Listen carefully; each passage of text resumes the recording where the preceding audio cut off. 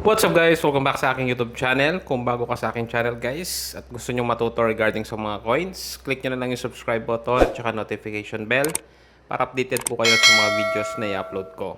So ngayon guys, pag-usapan natin itong piso na tama raw, which is part po ng Flora and Fauna series tsaka Improved Flora and Fauna series. So basically guys, itong coin na ito is very common.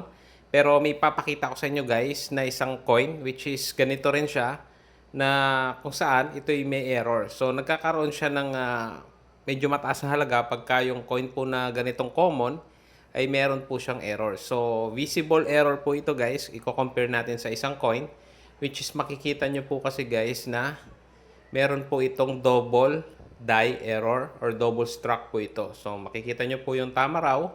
Dito sa kaliwang coin is dalawa po yung kanyang pagka-stamp or pagka-print po or pagka-struck sa coin, no? So, sa mga ganitong usapan po, pagdating sa mga common coins, yan, isa po sa factor na nagkakaroon siya ng malaking value is pagka meron po yung, pagka yung isang coin is meron pong ganitong klaseng error, no? Na visible error. So, may mga error din kasi guys, na mga minor lang, no?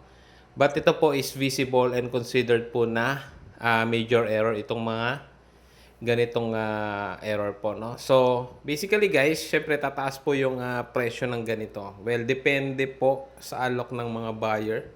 Kasi minsan po, pagka ganito medyo mahirap presyohan. Minsan po sa ganito, may mga nag-aalok po ng 3K, minsan 5K, at pwede pa pong mas mataas, no? So, pag sa common coin guys, tandaan nyo, nagkakaroon siya ng added value pagka ganitong may error yung barya.